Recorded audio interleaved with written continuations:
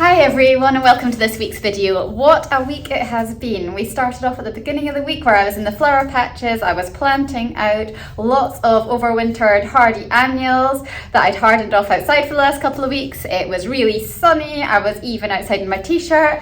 I was thinking that I might need to go inside and get the sun cream out. It was really that bright, sunny and starting to be hot.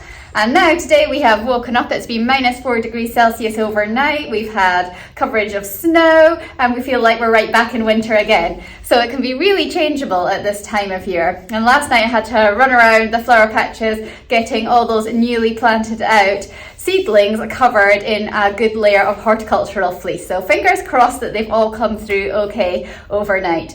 We're in for a few more chilly nights and then it looks like it's starting to warm up again.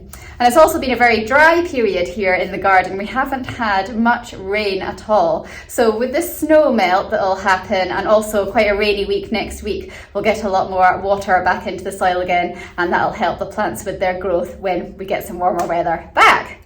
So this week I thought that I would answer some of the questions that I've had from you at the moment. So thank you very much for getting in touch. I love hearing from you, love hearing about your own growing experiences. And you've been getting in touch through Instagram or email, Facebook and in my YouTube comments. So that's absolutely fantastic. It's definitely something I really enjoy, getting to know you, getting to know about growing in your area, your climates, because it's different for everyone. And hopefully by watching here you'll learn a little bit about what it's like growing and gardening here in Scotland, which is zone 8B. So today we're going to cover some questions about sweet peas. We're going to have a look at a question I've had about Ranunculus, and we're going to have a quick just update as well on what is happening in the seed trays at the back of the greenhouse here, so you can just see at the stage we're at the end of March what some of my seedlings look like.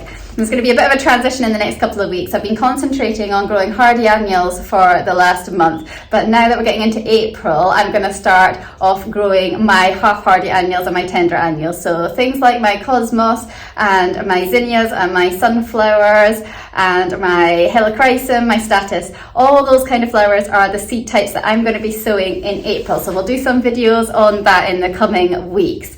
I'm going to have a bit of a break for a week after this video because I'm going to take some time off with the family because it is school Easter holidays, but then we will be back after that. So let's have a look at one of the first questions that I have been asked, and that is about my greenhouse, because I did a video a few weeks ago on cleaning out my greenhouse and what a difference that has made in here. But a lot of people wanted to know what kind of greenhouse it was, and also why do I have a greenhouse and not a polytunnel? So one of the first reasons why I don't have a polytunnel is because we live in a conservation area and our house is a listed building. So although I am a flower farmer, I am relatively small scale. We have an acre of land, but I live right surrounded by houses and only a 5-minute walk from our main high street. And we have old Victorian houses around this area and they are protected by this conservation area. So making any changes, you need to get a lot of planning permission for that, and a polytunnel just wouldn't be allowed in my area of garden. So I got planning permission instead for a greenhouse, and I went for the biggest one that I could afford to get and fit in a particular space that I had for it in the garden, because the advice I got was go for the biggest one you can possibly get because you're never going to have enough growing room under cover. So the greenhouse I went for was a Robinson's Renown greenhouse. It's an aluminium frame and it does have glass in it. And it is 14'7" by 16'9". So that gives me a good amount of growing space. And I got it online through the greenhouse people, and they were a very useful company, especially when we needed extra parts for the greenhouse. The advantages of the greenhouse for me are that it gives me this huge undercover growing space that I haven't had previously. So that means I can start things off earlier in the season. I can keep my season going later on in October by bringing things into the greenhouse. I can get a huge amount of seedlings in here to sow on, and it saves me having them all over our house, which was definitely what was happening before. I would have seed trays in the bathroom at this time of year, I would have them in the dining room, I would have them in the hallways, on the kitchen floor. Everybody was tripping over them and it wasn't ideal. So that is a huge advantage of having this greenhouse, is that I can get everything, or the majority of things anyway, out of the house and into here. The disadvantages of the greenhouse for me, maybe over a polytunnel, are that we can't ventilate it. It has automatic vents in the roof and it also has vents in the sides. But even with that, it can still heat up on a hot spring and summer's day fairly quickly. And I think if you had a polytunnel, because you can lift the sheeting and open the doors even from both ends sometimes, I think you can get a lot more airflow through and a lot more ventilation. Another thing is that a greenhouse will cool down more in the winter time than a polytunnel will, I think. I think you can keep it a slightly warmer temperature and it's probably easier to overwinter things in a polytunnel. But this is a fantastic starting point for me. It works with the location that we live in and it really has made an amazing difference to my growing. So I always get lots of questions about sweet peas. So we're going to have a look at this just now. We're going to have a look at pinching out again. I do have another video on this that just concentrates completely on pinching out. So do go back and have a look at that if you want to find out more. But we'll have a little bit of a look at it now. We'll talk about planting them outside in the garden. So let's go and have a look. Another question I often get asked is, how do you know when it's the right time to pinch out a sweet pea? So I've got some sweet peas here and we can have a look and see whether they're ready for pinching out or not. So they're healthy, strong little seedlings, and you can see this one here, it's got a pair of leaves there, a pair of leaves there, and it's got another one there and another pair of leaves coming through there. So it's all together gnarly. It's got 3 out and a 4th coming through. And then over here, let's have a look. We've got one here that has got 1 pair of leaves there and another pair of leaves there. This one over here is just little again. It's got 1 pair of leaves, 2nd pair, but just a 3rd just coming through. So what I look for is probably 3 to 4 pairs of true leaves as being a good stage to pinch out. So if it's only got 1 pair of leaves, you need to leave it alone for a bit longer. If it's got 2 pairs of leaves, but no more than that, leave it a bit longer. But when you start to get 3 pairs of leaves that you've counted up, so 1, 2, 3, then you can pinch it out at this stage. And all you need to do is take your scissors and pinch it above that 2nd pair of leaves there. So we'll just do that just now. You can also do this with your thumb and finger. I'll show you that in a minute.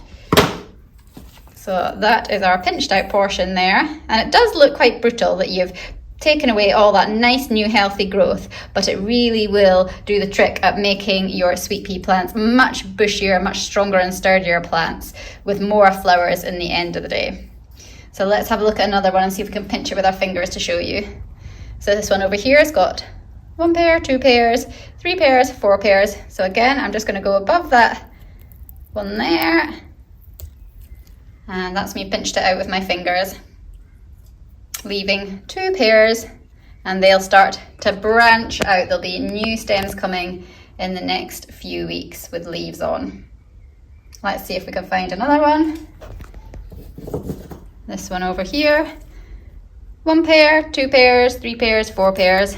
So just snip it there, leaving 2 pairs of true leaves, and take that portion away.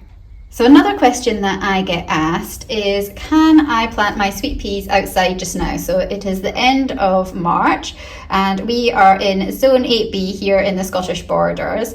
So our overnight temperatures can still be low, so they have been 2-3 degrees for the last few nights. It's going to go down to -3 degrees for a couple of nights for the rest of the week and then back up again. So we are getting frost still. Now these ones are all seeds that I've sown in January after Christmas this year.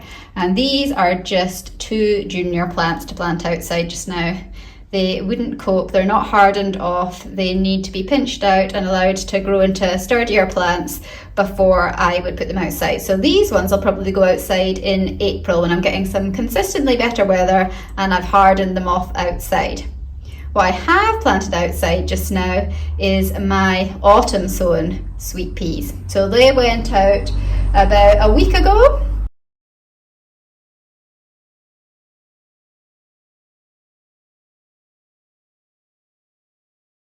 they are doing really well outside, and we are going to have a few really chilly nights coming up, so I will cover them in fleece just to get them through and remove it in the day. But sweet peas are cold loving plants. I've been hardening those sweet peas off for a couple of weeks before I planted them out, so they were quite used to the outside wind and rain that they were getting. So anything that you've sown in the autumn that was a strong, sturdy sweet pea plant that you have properly hardened off for 10 days to a fortnight, that should be okay to plant out just now. Don't do it on a night where you know it is going to be -3. Wait until it is a better run of nights, then get them outside, and then going forward, any really particularly chilly nights, you can cover them with fleece and then take it off when the temperatures rise. So another thing that I wanted to show you today was, you have asked, can we rescue leggy seedlings? So a couple of weeks ago I did a video on how you can do this, and the answer is yes, you can. You can rescue those seedlings that have really long stems that have shot up trying to search for light, and they've just got really weak and spindly with just a little bit of top growth with the leaves on the top. So you can definitely rescue them. Have a look at my video from a couple of weeks ago called How to Rescue Leggy Seedlings. But today what I wanted to show you is what they look like a couple of weeks on, because now they've had time to settle in their pots, we've buried the stems, and they really are starting to put on some new growth and look like much healthier plants. So let's go and have a look at them. So here we are. These are the leggy Phacelia seedlings that we managed to rescue by burying the stem and repotting them, and a few weeks on they're looking really good. They've got new growth, they're nice and green and healthy, and they no longer have these really long, weak, spindly stems that couldn't support the weight of the growth at the top and they were flopping over. These are now much more sturdy plants that are growing away quite happily. So we can definitely rescue leggy seedlings. So I often get questions about dahlias and how to grow them, and it is just the initial stages now of getting them out of their storage from the winter time and potting them up again to get new plants for this year. So we'll have a look at one of the typical questions that I get in a minute and what I'm doing with my dahlias just now. And I did make some videos last year about potting up your dahlias, and that's what I've been doing this week. So you can refer back to that video to see exactly how I did it. But here's a question that I get asked fairly often about dahlias. One of the questions that I get asked about dahlias is, should I divide them in the springtime or the autumn time to create more plants? And I always do it in the springtime. And the reason that I do this is because I find it much easier when I can see the eyes clearly. And what I mean by the eyes is these little new shoots coming away here. So you can see them here and here and here. You can see them really clearly there, and that's the new growth on the dahlia starting to come through. And for you to have a viable tuber and a viable new dahlia plant, you need to have not only the tuber, but you need to have an eye on it. So if I was just to cut off a tuber here and it had no eye, then it wouldn't reproduce into a new plant. Whereas if I cut off a section here and included the eye on it, then that would create a new plant. So that is why I do it in the springtime, because I can see far more clearly what I am doing. So to divide this dahlia, you're just going to need a sharp knife or a sharp pair of scissors, and I'm just going to take a cut down there so you can see that there is an eye on one side and there is an eye on the other side. So if I cut down here and separate the tubers, I know it's going to be viable because it's going to have an eye and a tuber in each section. So that dahlia tuber that I just showed you that I'd taken out of winter storage, I've managed to divide that into 4 separate tuber groups. And each of them you can see has an eye. There's one there on that one. There's one on that one. There's an eye on this one. And there's an eye on that one. So because each of these new sections has that eye and it has tuber, they will all create new plants. So from that one dahlia plant that we had before, now we have 4 plants. So it's really exciting when you can divide your dahlias successfully. We're going to plant them up now in some multi-purpose compost, get them growing, give them a little bit of water, not too much, and keep them in a frost-free place, and we'll have a look and see in a few weeks' time whether they sprouted any leaves. So 4 pots for my tubers to go in with a little bit of multi-purpose compost on the bottom, So just put our dahlia into our pot, and then we just need to put some multi-purpose compost around about it. Our tuber's just sitting under the soil there. You can see just the very top of the tuber there, and you can see that eye as well. And that'll develop into a plant again with leaves in the next few weeks. So we're just going to give it a little water, not too much,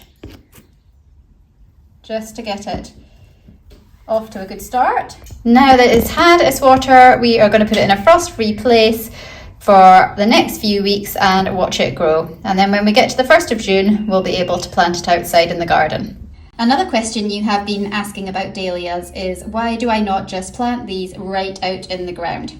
And there's a couple of reasons for that. If I planted these out in the garden just now, they wouldn't survive because it's too cold, the temperatures, it's very wet and damp, and the tubers may well rot. So that's why I don't leave them in the ground over the winter here in Scotland, because I have tried it with one or two just to experiment, and they just rot away under our damp, wet, cold conditions here. So I always store them over the winter and then get them out. And I pot them up into pots and keep them in a frost-free place so that they survive for that initial period in the spring where you want to get them growing, but it's too cold to put them outside, because dahlias will be affected by frost. The other reason why I pot up dahlias inside is because of the slug population outside in my garden. So if I had to plant them outside, maybe later on, say May time, when I knew that it was starting to get warmer and the risk of the frosts were going down, then the new growth could easily be eaten by slugs and snails. So to prevent that, I pot them on, keep them in the greenhouse where I can keep an eye on them and remove any slugs that I see, but it just reduces the risk of exposure to them, and they grow away quite happily. And then I plant them out after that last frost date, which for me is usually the last week in May, first week in June. So to keep on the safe side, I always plant my dahlias out the first week in June. So the next question is about ranunculus. Can you plant them outside at this time of year, end of March? Can they go out in the garden? So let's go and have a look at the ranunculus I've got and what I've been doing this last week. Yes, this is a good time to start planting them out now. So I've planted out a lot this week in the garden. The weather has been nice. It's been fairly chilly overnight, but it's not dropped below freezing. Now it is going to drop below freezing. It's going to be -3 for the next 2 nights. So what I'm going to do now that I've planted them outside is I'm going to cover them in a good layer of 30 grams of horticultural fleece. And I'll take it off during the day when it warms up, but I'll keep it on overnight just to take the chill off the plants. And the reason that I'm planting them out now is because ranunculus are a cool weather flower. They like cooler temperatures to flower well. They don't like intense heat. So I need to get them outside in the ground now, where they will hopefully flower for me in May before the summer temperatures start to rise. And I get away with pre-sprouting in January, February time and planting out for later flowers of ranunculus than maybe other people, because in Scotland our temperatures really don't get that high that early on. We have a very temperate, moderate climate where our temperatures are very rarely in the 20s and 30s degrees. It's far more likely in the summer months that we'd probably be 15, 16, 17 degrees. So my ranunculus like that kind of temperature, and they'll keep going for longer and flower in May for me. So it's always worth me pre-sprouting those ones after Christmas. So this is my ranunculus today that I've been planting up, and I've done 9-inch spacing between the ranunculus. So that means that I can fit 5 across here in one of my beds. Hopefully we'll get lots of lovely flowers. Later I would think May for these, because these are a bit later planted for me this year. I don't know whether you remember, but when it started off in the new year and there was starting to be new growth on my perennials outside, I took a tour around and I showed you some of them. And they were all looking great, things like the Astrantia, the Guillaumes, Aqualesia, they were all coming back. But my Hesperus had been nibbled, and so had my Honesty. And they had been really taken back, really quite severely. Something had really gone for them. And I don't know whether that was pigeons, or whether it was rabbits, or whether it was slugs or snails. I'm thinking because we're so well fenced from rabbits that it probably wasn't rabbits, and it was in a few different areas of the garden. So I've got Hesperus in all flower patches actually, and they were all getting nibbled. I do see pigeons in the garden all the time, so I'm thinking they are maybe the most likely suspects, and also slugs and snails are a problem for me. But can they be rescued? If you've got something, a garden plant that has been really attacked in the garden, it could have been pheasants, rabbits, slugs, snails, pigeons, any of these sources of pests, and they could have taken it right back, really chomped on those leaves. Is there anything we can do? Well, this year I decided that I would try digging these plants up. Instead of just leaving them and hoping that they would come back, I thought, can I get them back quicker? So dug them all up, I planted them up in multi-purpose compost into pots, and I took them into the greenhouse. So it was more of a controlled environment. We had got rid of pigeons, we got rid of rabbits, only thing is slugs and snails, so I looked out for those to make sure there weren't any remaining on them. Gave them a water, and I've been looking after them for the last few weeks, and they really come back really strongly. They're now really good, healthy plants. So that was really worthwhile doing. And what I'll do now is I'm going to harden them off. I'm going to wait until the next couple of chilly nights have passed. Next week the temperatures are going up, so we will start to harden them off, and then I'll plant them back out in the garden where they came from.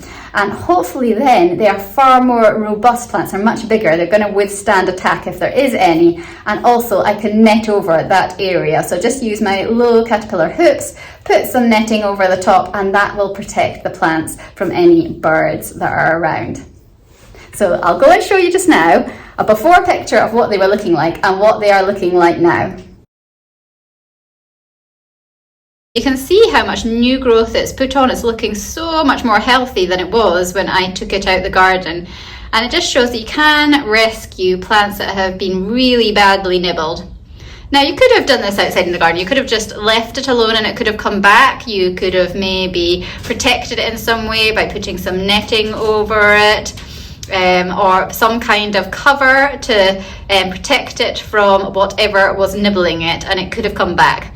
But I wanted to get some faster growth going. I wanted it to recover faster, and that's why I repotted it and took it inside, because I knew with our cold weather outside it would take quite a few weeks, if not months, for it to regrow.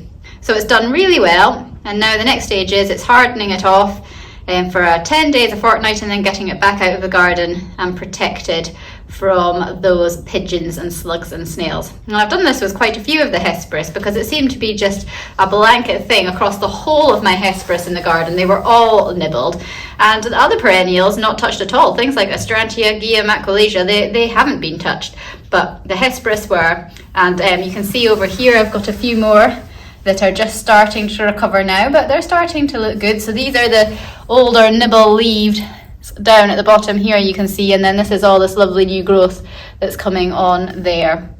So hopefully we'll get all of these back in the garden soon. Another question that's a really good one for especially this week is, what do you do when you have had a great week of being busy in your gardens and your flower patches? You planted a huge amount of things outside, and then the weather in spring suddenly changes, just like it has last night. We suddenly got snowfall and we got very cold temperatures, a few degrees below freezing. Now, you couldn't really just leave your plants. If you newly planted them outside in the last week and the weather suddenly changes, even if they're hardened off, if it's that extreme with lots of snow and especially the really cold temperatures and the wind getting up, then you want to protect them a little bit. So I've been using 30-gram horticultural fleece, which I have been laying over them. And I have low caterpillar tunnels outside, which I use to put the fleece over. But you can also just lay it as a floating row cover over the top of your plants as well. You don't have to build these low caterpillar tunnels if you don't want to. I use the caterpillar tunnels because I will keep my plants under the covers for quite a few weeks to bring them on in April and protect them if I've got weddings coming up. And that just gives them the space to grow nice and tall. But if you're just covering them for the few days where the weather is not that nice and it's very cold, then you can just leave a floating row cover over the top and then lift it off in the daytimes and put it back over for the chilly nights, and then remove it all together once the weather warms up. So here we are. This is my flexible garden hoops with my fleece over the top, which are really useful for this time of year when you need to cover things. And then you can take the fleece off in the daytime and put it back on at nighttime. And I also use the flexible garden hoops to put netting over. So when I don't need the fleece to keep the plants warm underneath, I use the netting over the hoops to keep out the pigeons and rabbits and anything that might be in the garden that might eat my plants. So here we go. Here is a quick update on what is happening with my little seedlings. So this is the first stage after they have germinated in the seed trays and I have pricked them out and potted them on. They go into these 82 space cell trays, and I have a few different things in here. I've got some Magus at the front here, and I've got lots of stalks in these cells. Got some salvia growing in this one. This is a tray of Gypsophila, Covent Garden. Cornflowers here.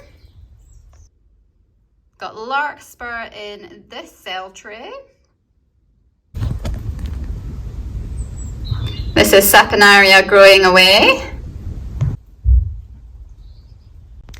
Not every single seedling that I put into these 82 cell trays comes along. Some of them I might lose. So I've got a couple of spaces here where I have had something before, but it hasn't survived. So I have just taken that out. And what I do then is, seeds don't always germinate exactly the same time in your seed tray, so some are later. So I've still got the seed trays back on my heated propagating bench, and if anything similar that are cornflowers germinate, then I will just fill up those extra 2 spaces there with some later germinated cornflowers. So in my greenhouse, these 82 cell trays, they sit in their own tray underneath. You can probably just see that there, that this Gypsophila tray is sitting in another tray. And I water from underneath at the moment. So I put the water into the tray at the bottom and it soaks up through the compost in the seed cells, and then the water will get to the roots where it's needed, but it doesn't cause damping off and things by getting on the leaves on the top. So that works quite well. In here we've got lots of Arlea coming on. This is going to need a water today. I didn't want to water too early because it had been so low the temperatures last night, but it started to heat up and it's got nice and sunny now. So what I'll do is I'll water early in the day today. So the temperatures have risen now. It's nice and sunny. I'll water now so that it's not newly wet when it's going to freeze again tonight. And I'm only going to water if I really feel like they need it today, because the temperatures really are going to dip low. But these Arlea, I think, are definitely, you can feel it with my fingers that the soil is starting to dry out and they do need a bit.